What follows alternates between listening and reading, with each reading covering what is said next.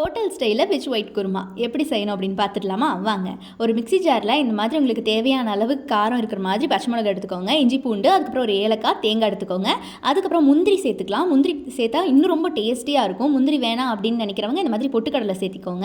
முந்திரி இன்னுமே வந்து டேஸ்ட் பயங்கரமாக கொடுக்கும். பட் நாங்கள் நைட் இதை செய்கிறோம், டின்னரை சாப்பிட்றோம், லைட்டாக எடுத்துக்கணும் அப்படிங்கிறதுக்காக நாங்கள் பொட்டுக்கடலை சேர்த்திக்கிறோம். ஸோ உங்களுக்கு வேணும்னா முந்திரி சேர்த்திக்கோங்க. அதுக்கப்புறம் அதை இந்த மாதிரி பேஸ்ட் மாதிரி நல்லா மைய அரைச்சி எடுத்து வச்சுக்கோங்க ஓரத்தில்.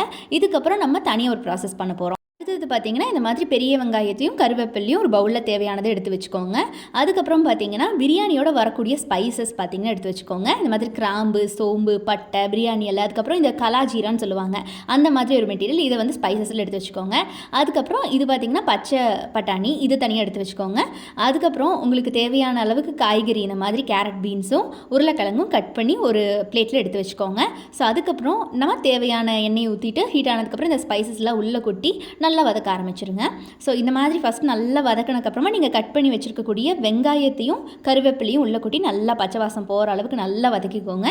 இதுக்கு தான் கொஞ்சம் டைம் எடுக்கும், இந்த வெங்காயம்லாம் வந்து வேகிறதுக்கு. அதுக்கப்புறம் நமக்கு வெஜிடபிள்ஸ்க்கு தான் அடுத்ததாக இந்த மாதிரி டைம் எடுக்கும். அது வரைக்கும் பார்த்திங்கன்னா ப்ராசஸ் ரொம்ப ஈஸியாக போகும். அதுக்கப்புறம் நீங்கள் இது நல்லா வெந்ததும் கட் பண்ணி வச்சுருக்க தக்காளி எடுத்து கொட்டிக்கோங்க. இந்த தக்காளி பார்த்திங்கன்னா முக்கியமான மேட்ரே, இது வந்து நல்லா நீங்கள் வந்து ஸ்மாஷ் பண்ணிடக்கூடாது, உள்ளே போட்டு நசுக்கிடக்கூடாது, இதே மாதிரி தான் இருக்கணும். வேகணும் அப்படின்னு கூட அவசியம் கிடையாது, ஏன்னா கடைசியாக நம்ம வெஜிடபிள்ஸோட கூட வேக வச்சுக்கலாம். ஸோ அதனால் இந்த மாதிரி மேலோட்டமாக ஒரு ஃப்ரை மாதிரி பண்ணி விட்டுட்டு நீங்கள் வந்து பச்சை பட்டாணியை எடுத்து உள்ளே கொட்டிடலாம். ஸோ பச்சை பட்டாணியை நல்லா உள்ளே கொட்டி அதுக்கப்புறம் பார்த்தீங்கன்னா இருக்கக்கூடிய வெஜிடபிள்ஸையும் நீங்கள் உள்ளே போட்டுடலாம். கேரட், பீன்ஸ்லாம் வச்சுருக்கீங்க இல்லையா, அது, உருளைக்கிழங்கு, இது எல்லாத்தையும் நீங்கள் வந்து உள்ளே கொட்டி நீங்கள் நல்லா அதை வந்து வதக்க ஆரம்பிச்சிடலாம். ஸோ இந்த மாதிரி எல்லாத்தையும் ஸ்மாஷ்டாக வதக்க ஆரம்பிச்சிருங்க. தக்காளியை மட்டும் கொஞ்சம் கம்மியாக யூஸ் பண்ணுங்கள். பிகாஸ் வந்து தக்காளி வந்துட்டு கம்மியாக தான் எடுக்கணும் இதுக்கு அப்படின்னு அம்மா சொன்னாங்க.